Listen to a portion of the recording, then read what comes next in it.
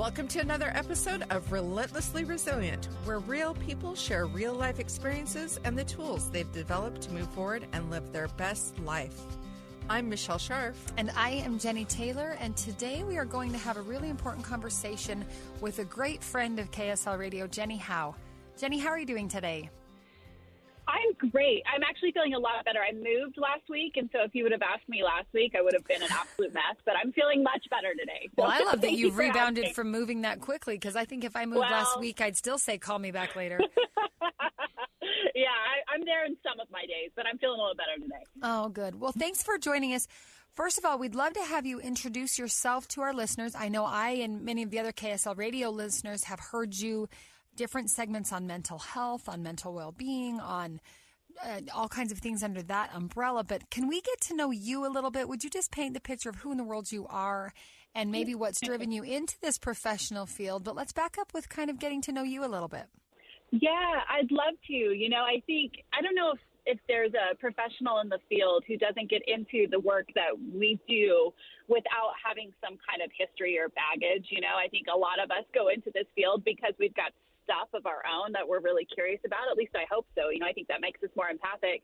But in my life, that's certainly true. I grew up in San Diego, California. My parents were originally from Utah, and my dad grew up in really intense poverty, a lot of trauma in his childhood, and because of that, had a lot of addiction. And so he did not get sober until I was almost 7 years old. And as a result, I was the oldest. My parents had me very young. I was witness to a lot in my young years. And I think it developed a lot of perfectionism in me, a lot of codependency, a lot of me thinking I could control other people with my behaviors. You know, if I was good enough, then everyone else would be good enough. So naturally I became a therapist, right? Sure. But you got to go fix the world. I made a career out of it. I made a career out of codependency, yeah. But I really saw and bore witness to my dad change his entire life. So he was, you know, I could go into lots of stories about the trauma of the things that I witnessed as a child, but the most impactful part of what I witnessed as a child was my dad go into recovery when I was 7 years old. And he entered a 30-day program. I remember visiting him in this program. I remember drinking little apple Martinellis in those old glass bottles that they used to sell them in. And he got sober, and he did the work. And he still does the work. He's been sober for, let's see, how old am I? So he's been sober 35 years. Wow, he's been sober the whole time. The entire time. He's never relapsed, which is miraculous. What an incredible journey. No kidding. Yeah. You know, and that doesn't mean it was easy. Sure. Certainly, he had a lot of work to do on himself. You know, getting sober is the first step of any recovery program. But it changed my life. It changed the course of my life. He created generational change, and I wanted to do that for other people. I wanted other people to be able to witness that for themselves and their families. And so, you know, it would be a miss for me saying this is just something I wanted to do, because I was born into it, literally, and had this example in my life and wanted to create that again. So I was going to be a doctor. I remember the day I came home and told my parents, I'm not going to do that anymore. I'm going to be a psychologist instead. And they were okay with that, but I think they were kind of a little bit disappointed, if I'm being honest. You know, the doctor thing sounded great, but they knew me and they knew that this was my path, and I've just never turned back. It's definitely my life's work. I always tell people it's the thing I'm good at. I'm not great at my own personal relationships, but I'm great at helping other people with theirs. So, you know, I think that this is something that I was meant to do. So I love that honesty and vulnerability. Yeah, absolutely. You know, I have so many friends that will come to me for advice or relationship stuff, and they tell me all the time, you have such great advice. You're so great.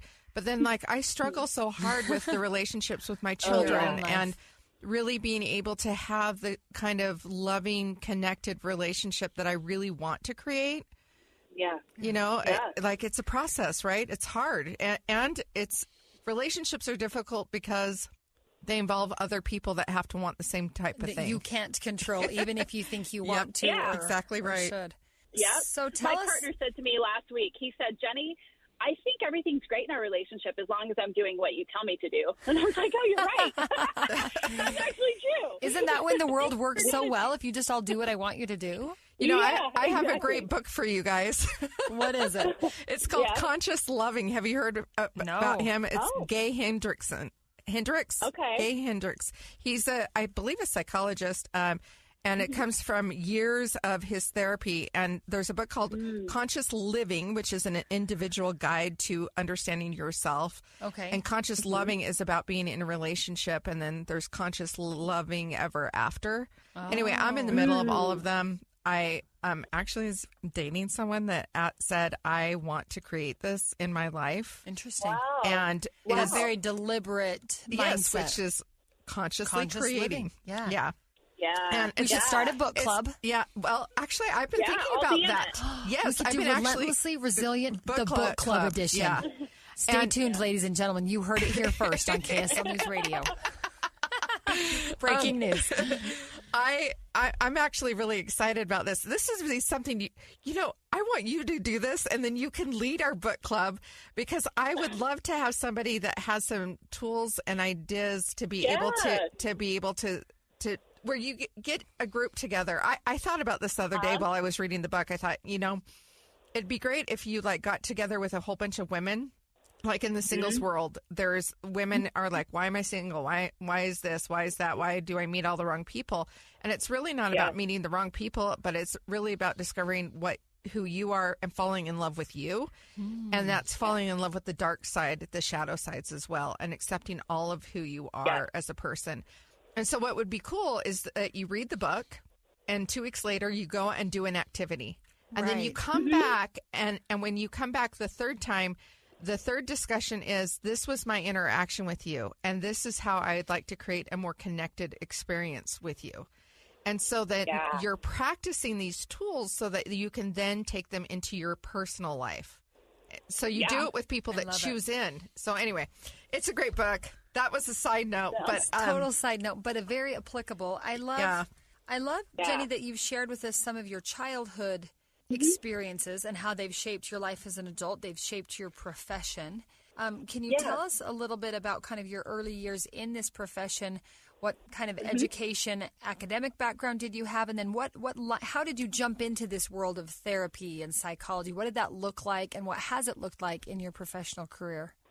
Yeah, I decided to be baptized by fire, because that's how I do things. And I began my career working for juvenile justice, youth corrections in a secure care facility, working with kids who had committed felonies. So sex offenders, gang members, hardcore gang members, murderers, the highest level of crimes. I began that job when I was 20.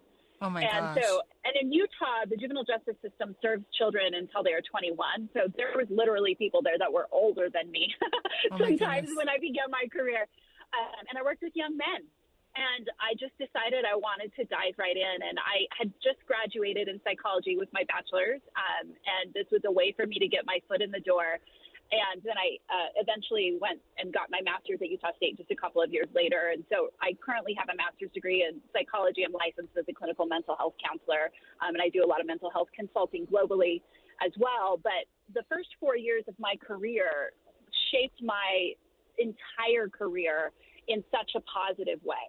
I was able to really understand family systems and how deeply we're affected by what we surround ourselves with, and how every human being has the capacity, and you just mentioned the shadows and the darkness, right? Every human being has the capacity for both, period. And we as clinicians, or just people who support people, humanity, have a responsibility to see both parts of people. And because I was able to witness that the first 4 years of my career, it was incredibly shaping and how I viewed people and their stories and their darkness and their light and their capacity for light, even if they had only shown darkness in their life thus far.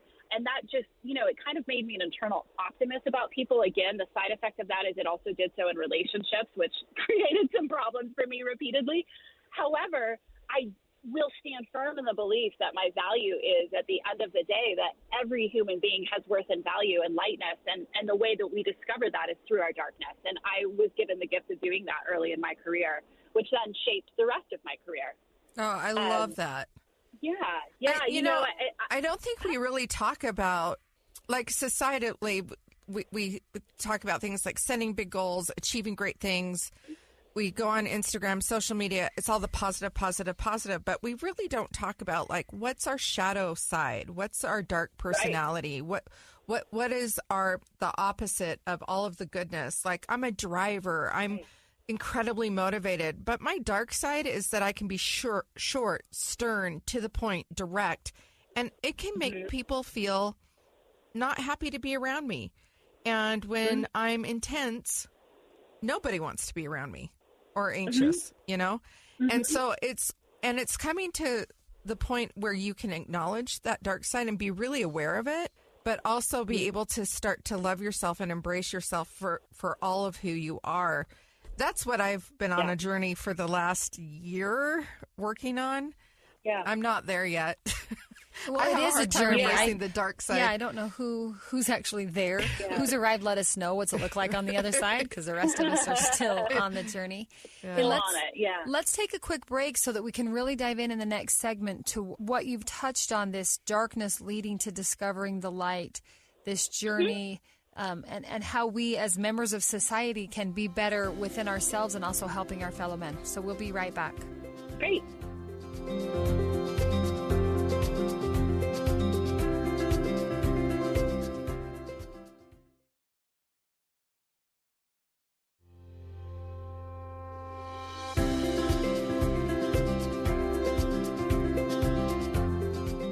And we're back. Jenny, right before the break, you said something about your core value being that you believe every human being has this capacity for light, and that light is often discovered through the darkness. Can you talk a little bit more about that? Because I think that's a really profound, rather than not just acknowledging the darkness, but that the darkness might be the gateway to the light. Tell us a little bit more about that and what you've thought about and seen in your profession. Yeah, I want to give a little bit of credit to Brene Brown, right? All roads lead to Brene Brown in my life. Yes, we love Brene Brown. I'm a big fan. Work in the research she's done on vulnerability and darkness is huge in this area. Oh, huge. yeah. But I'm going to use an example of anxiety, which is something as a gateway for kind of maybe making this understandable or relatable to people. But oftentimes when we feel anxiety in our lives, if we're an anxious person, society or even like our body system, our neurology tells us to lean into the avoidance of that. Oh, that thing is scary. I need to back away from that in order to be safe, right? I hate spiders, so I'm going to have my boyfriend kill the spiders. I don't like public speaking, so I'm going to get a career where I have to sit behind a computer, right? We lean into the avoidance of whatever it is that's making us anxious as a way to create safety.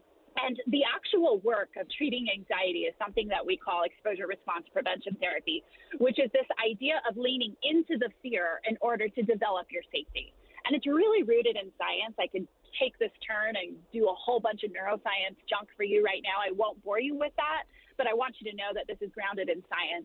However, in order to really heal from anxiety, we have to be willing to tell our brain that the thing that we're afraid of, that darkness, that thing that we're scared of, is actually not a threat.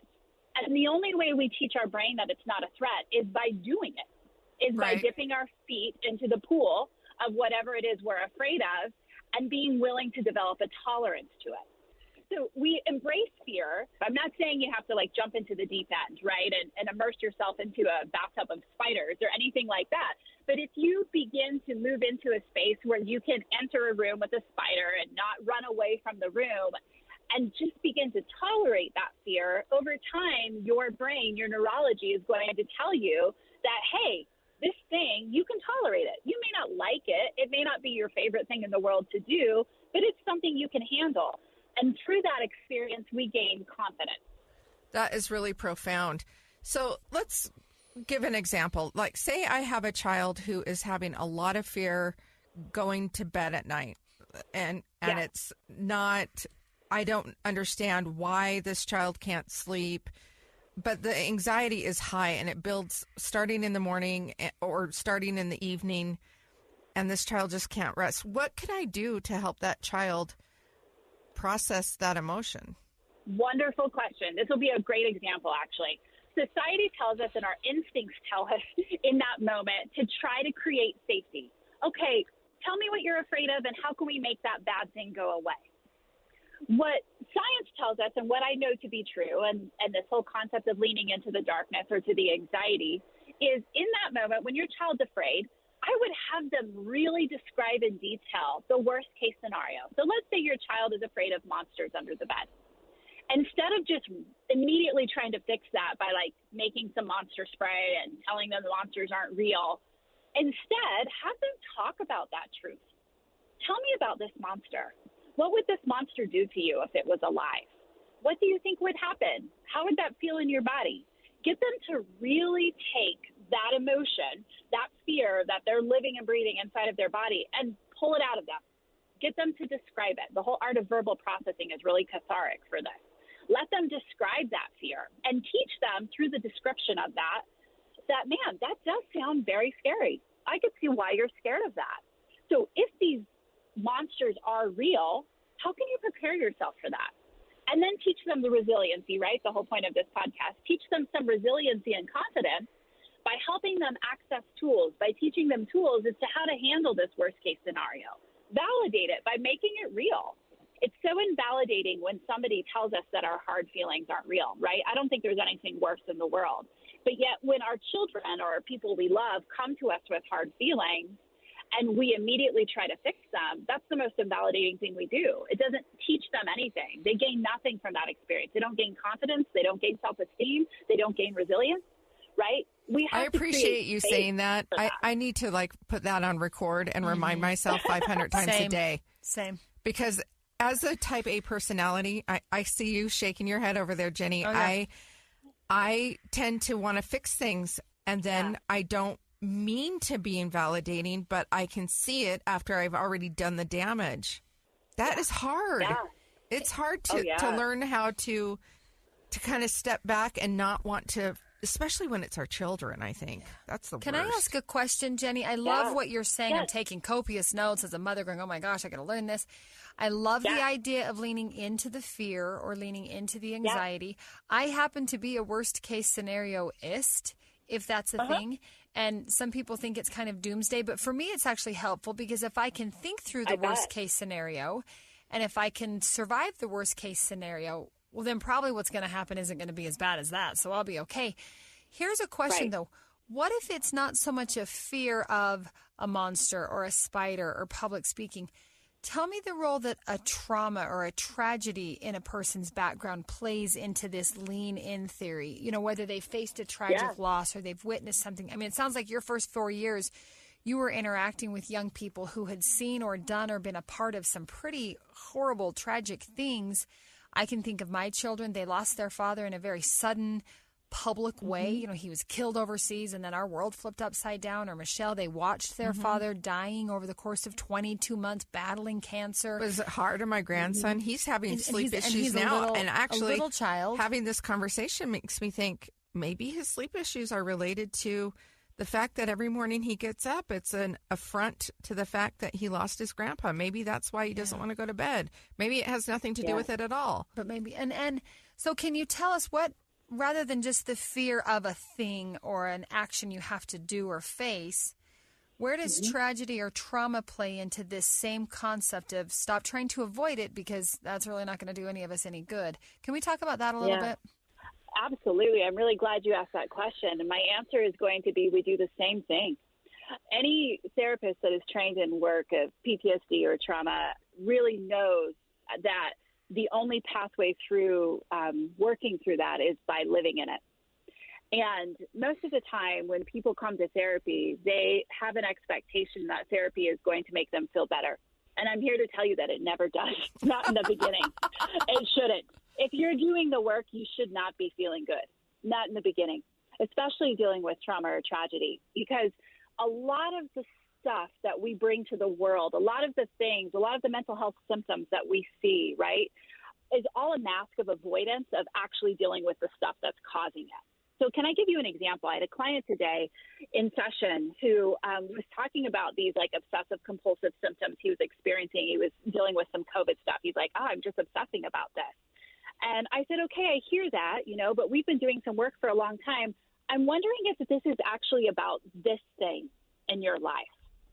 And, you know, for the last 3 weeks in session, you haven't been willing to talk about what could happen if this relationship ended. You haven't even been willing to talk about that tragedy and what's happening in your life. And I don't even think focusing on these obsessive compulsive symptoms of COVID stuff is going to be helpful for you unless you're willing to address what's actually causing you to feel pain right now. And so with our children, with ourselves, with our loved ones, moving through the pain, talking about the pain, trauma work is always talking about the pain, getting your body to actually feel the pain. People that have experienced repeated trauma or complex trauma or tragedies in their life, they learn really quickly how to disassociate from their body signals and not experience the pain. They put on masks, they overwork themselves, they overwork out, they eat, they numb, they addict, right? So all of those things are ways that we mask actually feeling the pain. And until we're willing to feel it, until we're willing to talk about the monster under the bed or the tragedy that happens in a way that actually allows our body to feel it, we're never going to move through it. And so, unfortunately, the work is the same, regardless of the impetus, whether it's tragedy, trauma, or, you know, a monster under your bed.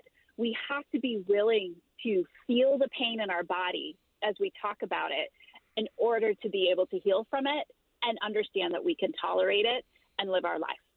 So how do you get someone, whether old or young, because I can think of children, I can think of adults, that I can tell they're wearing a mask or they're avoiding or they've disconnected their body from the feelings of the emotions and they're doing fine on the surface. Sure. How and when, how do you open that conversation? Is it right to push versus when does it become prying? I guess, what do we do with that? I think all of us are wearing masks to a certain degree, and I don't just mean a COVID mask, but the social mask. The social mask, and it might be our own children, it might be our friends, it might be someone in our relationships where we can tell there's more to the story under the surface. Maybe there's a monster under the proverbial bed. How do we start those conversations? Do you have certain tips, or obviously not all of us are going to be trained professionals, but what can we do maybe in our homes and in our own relationships to make it a more comfortable place to talk about the monsters under the bed when everybody pretends there's no monsters under the bed? Right. Great question. But there's a therapist in me that's wanting to say something to you right now. Are you okay with that? Please. Yeah, that's why we're here. Okay. The first question, or the first part of that, was really interesting. Because the way you asked the question, and then I think you reframed it well, but the way you began the question is the biggest mistake people make. So you said, how can I get someone else to do this? Sure. Realizing that I can't. Yeah. You can't do anything for somebody else. You can't ever force an emotional experience for someone else. Even as a therapist, that's the hardest lesson I've had to learn as a codependent. I can't make people do the therapy. I just can't, right?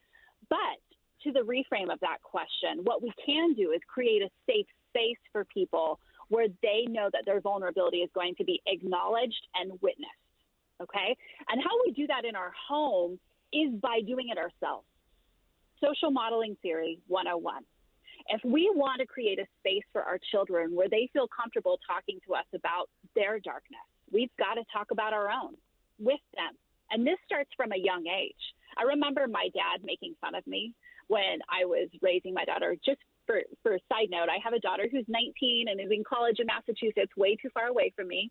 And I have a son who is 15 with significant special needs. He's nonverbal and is affectionate and adorable, but also very difficult for a lot of different reasons. And I divorced for about 10 years. So I've been through a lot of this darkness in my own personal life with my own family and my own children. When my daughter was young, I made a promise to myself that I was always going to bear witness to this with her. And one time I was at my parents' house, we were having dinner together, and she was throwing a tantrum. She was like 2 years old. I don't remember why. And I sat down on the floor with her, and I said, here, I hear you. I hear that this is something you want to do right now. Talk to me about why. Tell me why you want to throw this fit. You know, rather than just going straight to the discipline, I went to the acknowledgement of the feeling behind the discipline. And she talked about it. We had a conversation. She moved through it, and we went back at the table. And my dad was like, is there ever going to be a time that you don't just, like, psychologize her? And I was like, no, I don't think so. I think this is how I want to raise her. And I haven't done that perfectly. There have been many failures, especially raising a teenage daughter on my own, that I definitely experienced. But an abundance of appreciation for my own mistakes and my own recognition of my darkness with her is what has created the space for her to fail in front of me. And that, to me, is intimacy, right? And so if we want to create a space with our children and our loved ones where they take off those masks, we have to take off our own. And that is really hard to do, especially when we think as parents our job is to protect our kids, right? I'm going to protect my daughter from all the feelings I'm having about the divorce, or the feelings I'm having about dating, or the feelings I'm having about raising her alone. Or I'm going to let her know at an age-appropriate level what is happening. You know, when I come home from work and I'm slamming cupboards and she thinks that that's about her, rather than just allowing that to be unspoken, to say, gosh, you know, this is what happened today. I got this text message and I didn't handle it well. You know, I totally screwed this up. And I'm worried that I'm failing you because I worked until 6:30 rather than was here when you got, you know, home from school today. And I had those open conversations with her. And I think that is the safety that we can provide our children and our loved ones in our life that allows them the space to not feel like they have to perfect anything. My daughter knew I wasn't perfect. I am not perfect. And I think because of that, she was also free to not be perfect in front of me. That is profound and great advice. So here's another question. You can tell I've got seven kids living in my home. I'm like, tell me this, tell me this, tell me this. And, you know, I'm a hot mess most of the time myself anyway, so half of it's for me. Good. So people will say things. We've all flown on an airplane in this room, and if the oxygen mask were to come down, we know to put it on ourselves before we put it on the small child next to us, and that makes biological sense because if I don't breathe, I'm going to die, and I can't help my child breathe. But I have found in my experience, because of the different personalities, either between me and my children or my children to another one of my children or to their friends or their cousins or someone else that they know or saw in a movie, sometimes what acts as an oxygen mask to one person suffocates the other person. So can we talk about that a little bit and giving ourselves and others the freedom to breathe differently? Because what helps me, you know, I'm thinking of this with my own daughter and certain dynamics in our home. Certain things I do that I feel like might be expressive and I'm trying to create this open dialogue environment. It's like just making her want to run the opposite direction and be nothing like me because it's shutting it the other way. And I think I'm probably not the only one that runs into that. And so I appreciate what you've said, that we need to model and open ourselves up and be real and be vulnerable. But let's talk a little bit about what if something helps me face the struggles of life and I'm trying to help my children or my loved ones do the same thing, but it doesn't work for them. There's no one size fits all. Where do we put the space in our minds or in our relationships to have differing approaches to dealing with it, whatever it is in our situations? Right. You know, I think that's a great question. And I'll give you an example. But first, I want to address the fact that when we're modeling something, we should not be modeling it with the intent of creating that exact same response in our loved one. So when I'm talking about my day, all I'm wanting to model is the fact that I'm being vulnerable, which then creates the space for that person to be vulnerable in their way. Again, my motive is not to fix my daughter. My motive is to come to her as real and authentic as I can be, which then creates that space for her. So I'm not looking for this outcome. I'm looking for the experience. Okay. And I think that helps us manage what I think you're asking a lot of times. If we're not going into these conversations like, okay, I'm really trying to get this out of my daughter, I'm really trying to get her to kind of see this perspective, or I'm really trying to get her to handle this situation. I know we all have those thoughts, right?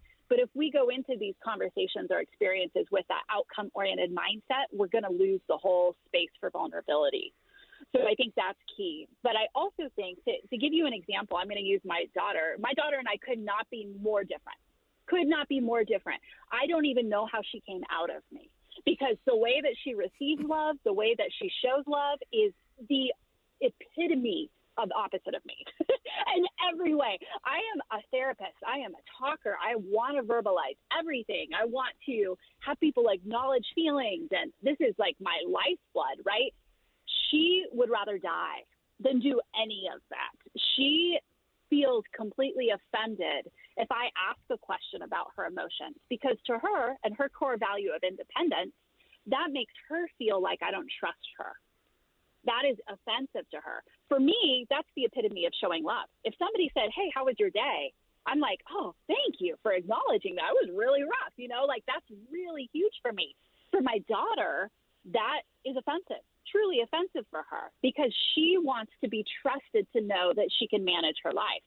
That is her core value. So I think when we identify in the people that we love what their core values are, and we meet them where their core values are, we then can show love in the ways that meets their needs. So, for example, with my daughter being in Massachusetts, far away, my personality is like, I would love to talk to you every day. I would love to. I want to talk to you on the phone every day.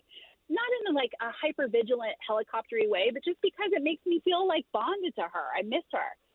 She needs to know that I trust her living far away from me. And so I've learned to back off, and she'll reach out to me. Hey, Mom, I needed this, or I have this question.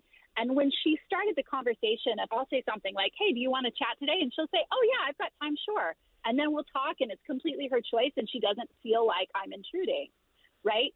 But there are some people who, if their moms didn't reach out to them and they were at school across the country, that would be like they would feel abandoned. So we have to acknowledge to the point of trauma. Value. Some people would be abandoned to that would be me. Yeah. I would feel abandoned to the point of trauma. No joke. And if my loved one didn't do that. It's so difficult. And I just want to say to Jenny, as a mom, you have 7 kids. I have 4. They are all so different. They're so different. It is hard. It's easy to talk about these things in examples, but it is difficult sometimes to understand the motivation or the needs of the individual child. Sometimes it's hard to uncover what exactly that is. And I think it changes as they age and go through different stages of their own development. But I think I always talk about T-shirts we need to make from great things people say on this show. I'm going to have a whole wardrobe. I love what you said, that we can't be focused on the outcome. If everything I'm doing is because I'm expecting that my action A will create outcome B in my child or my friend or my society, I will always feel frustrated and like I've failed. But if I can focus on the experience or the environment and then let the outcome be what the outcome naturally is, that's so freeing. And again, not trying to fix everything, but just let's try to face things one at a time. But I do love that. I love what you're saying. And I'll admit, in this moment, I feel overwhelmed to say, okay, that's 7 little people that I've got to try to, what's your core value? What's your core value? Do I have to read through? And again, I think sometimes we overthink it because we're worried that we're not paying enough attention. So then we do become hypervigilant helicopters, which of course does no good. But I do appreciate what you said. Yeah, I do think logic and thinking about things is important. But I also feel like our approach needs to come from our heart. Like we need to take a breath and take a step back. And it's back to that concept of the grace. Right. And kind of approach our kids. I did that the other day with my daughter. I took her out to dinner, and I've been really wanting to have a conversation that needed to happen. And I sat there and I really just felt in my heart all this love that I have for my daughter. And I was able to make a few brief sentences that she was able to actually hear. At one point, she kind of interrupted me and said, "It's okay." And I said, "No, I need you to hear me. And what I'm doing is apologizing to you for where I've not met your needs." And she was able to really listen and hear it. And, sometimes I think that we get in our heads and we try to approach things and connect with our kids, especially on a head level. But really, we need to come at it from our hearts, I agree. I couldn't agree more with what you're saying. I think what I'm hearing both of you say is that we just need to trust ourselves as women, as mothers, as parents, as partners to have the stuff and the knowledge already in us to be able to do the thing. right? I think, as I heard you say, I have 7 bodies, and the thought of, having all their core values, memorized is really hard. But my response to that would have been in that moment to say, you already know. You already know. You don't need to perfect it. You already know. Your instincts already know what that child values. Yeah. And just allowing yourself to trust that, I think, is really the witness to that, just like you did in that experience with your daughter. Right. You allowed yourself to trust what you were feeling in that moment rather than overthinking it. Yeah, absolutely. We need to take another break. When we come back, we have had some really powerful guests on our show recently, have shared some really personal insights with their battles with massive depression and suicidal ideation and attempt. And I would really like to kind of explore like how we can support those that are suffering with this kind of level depression and talk a little bit about suicide itself. Let's have that discussion when we come back.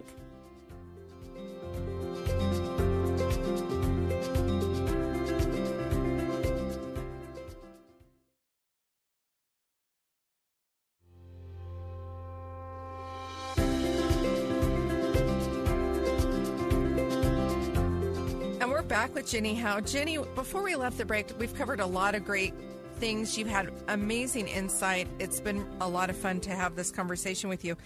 I mentioned before we went to break that we've had a lot of people come on our show recently, kind of a cluster of listeners who have contacted the show one way or the other, and they shared their stories of suicide with us, which is so powerful.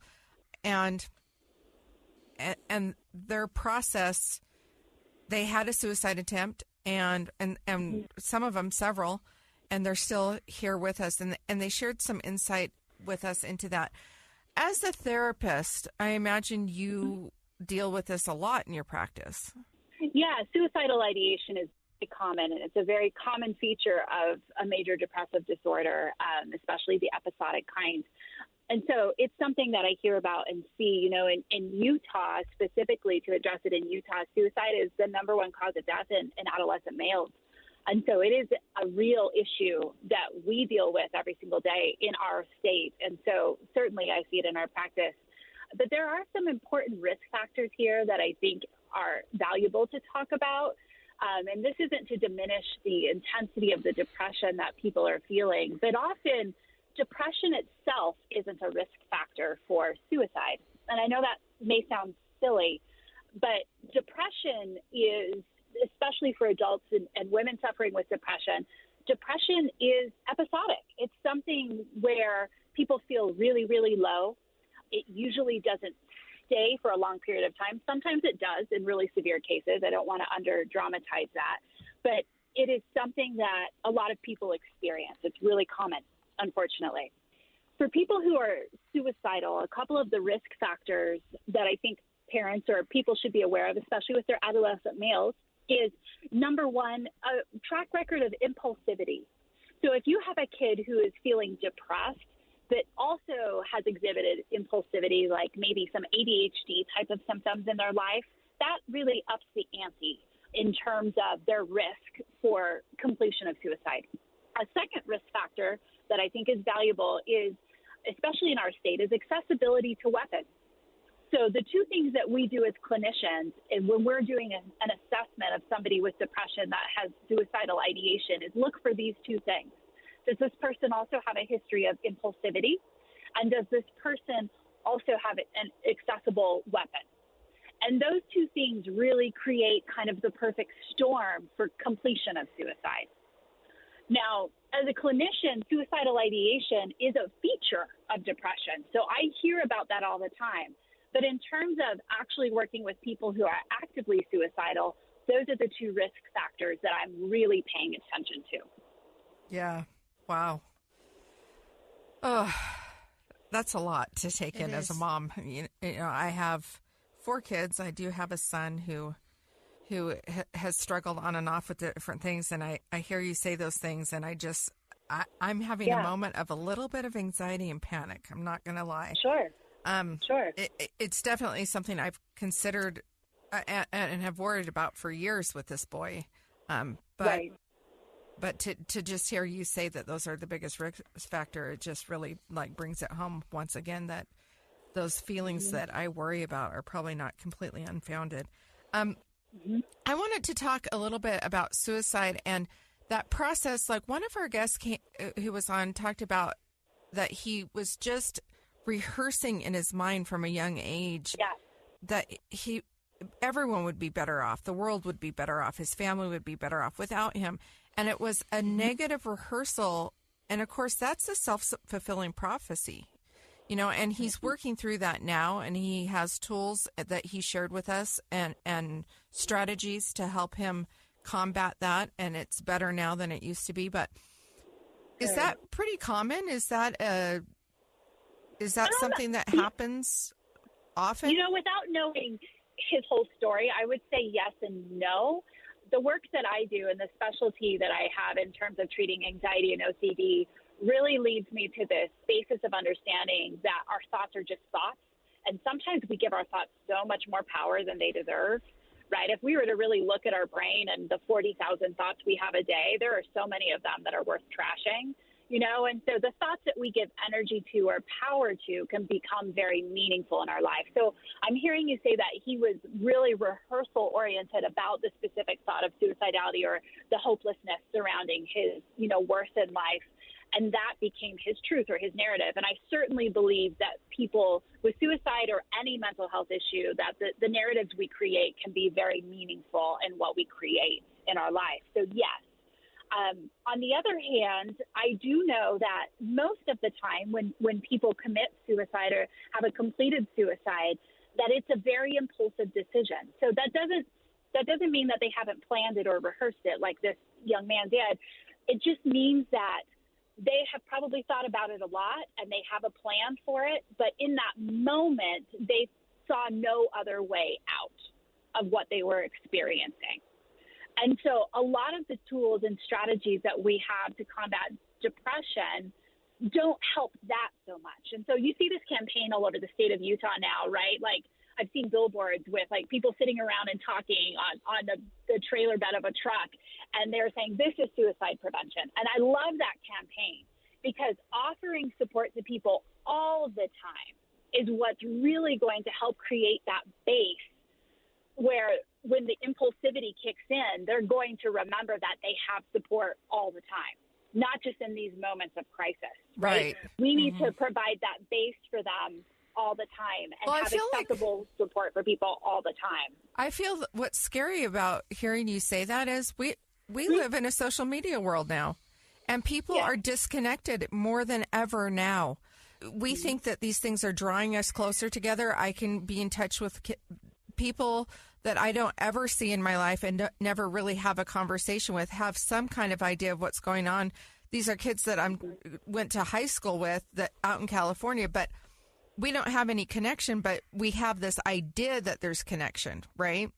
We have this world that we're raising these kids in where we pretend that we have connection, but we're not really taking the time to sit on the back of the truck, be connected in person, to make time for one another. And that's kind of a scary thing. Like if that really is prevention, then we've got to get off of our phones. We got to get off of social media, and we need to circle back to actually like picking up the phone and saying, hey, come meet me. Let's go get a drink. Let's go walk through the park or whatever. Let's go take a hike. I think that's awesome advice, and it's great advice. And I know it's true. And also it's kind of frightening because we don't live in the environment, especially for these young kids, where that is really actually going on or happening. Yeah, I think intimacy and connection is something that we can create electronically, but we have to teach our children how to do it.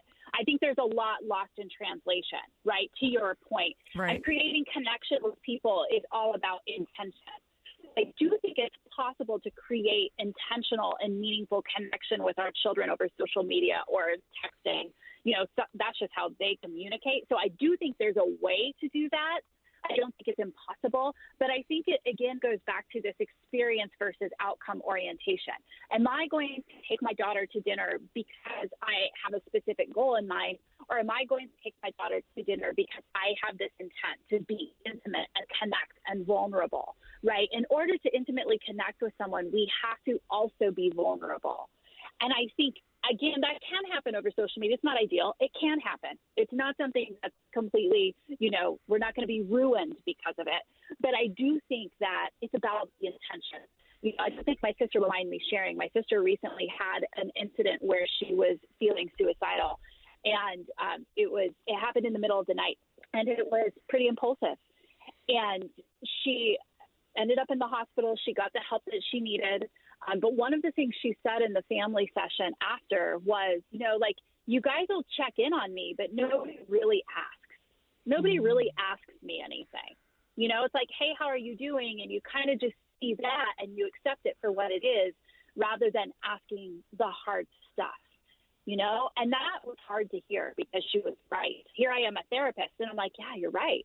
But I think we can connect. We just have to be willing to invest in the intention of it, I love that word, the intention, the conscious, the deliberate. It's all that same concept. Yeah. And I wish we could talk with you for days and days and days, but I know our time is running short. Jenny, we always ask our guests to tell us, what is resilience? What does it look like to you? In this context of this greater conversation we've had about parenting and mental illness and suicide and everything, can you conceptualize resilience for us and what we individually can maybe be a little more mindful or conscious of as we're trying to build that resilience in ourselves? My definition of resilience is gentleness in our recovery from failure. I think resilience is really shown in our weaknesses and in our failures and in our mistakes, and how well we get up from that and allow ourselves the grace of beginning again. That is resilience to me. Resilience is not found in easy roads or success. It's super easy to be successful, but it's really hard to make a mistake, and it's really hard to fail, and it's really hard to screw up as a parent, and it's really hard to get divorced. And the gentleness that we give ourselves through the recovery process of that, to me, is resilience. Oh, I love that. That is profound and awesome. I'm adopting it. Yeah, thank you. Thank you for joining us. Jenny, can we find you? Are you on social media? Do you post things that are uplifting and informative that maybe our listeners can learn more about you and some of these things you teach? I know you're often on KSL News Radio. Is there other ways we can reach out to you or your brilliance? Yeah, well, thanks for sharing that. Hopefully I'm just honest. That's my goal. But, yeah, I have a website, www.jennyhoweconsulting.com. And that's the easiest way to access me. There's an email on there, and feel free to shoot me an email. I do have social media, but I am not great at it. Yeah. Okay, we will share that with our listeners. To our listeners, I hope you've enjoyed this as much as Michelle and I have. I know all of us, whether we are parents or young or old or whatever stage and phase of life we're in, we all love people who might be struggling, or maybe we're the person that is struggling, and we all can use that improvement in our relationships and our deliberate nature of connection and intimacy and vulnerability. I know this will be an episode I think about for a very long time. So, Jenny, thank you for joining us. To our listeners, thank you for joining us. We hope you've subscribed to the podcast to never miss an episode any week. And if you have a minute, go ahead and give us a rating and a review on your favorite podcast platform. It helps us learn how we can improve the show and also helps get the show out there. And remember, for those of you listening, if you or someone you know has a real story, and you probably do, about the real life you've lived, we'd love to have you share it with us and our listeners. You can find us by emailing rrpodcast@ksl.com, or find us on Facebook at Relentlessly Resilient, or Instagram at Relentlessly Resilient Podcast. Whatever you do today, remember, be kind. You have no idea the struggles others are dealing with in their own lives. Have a great day.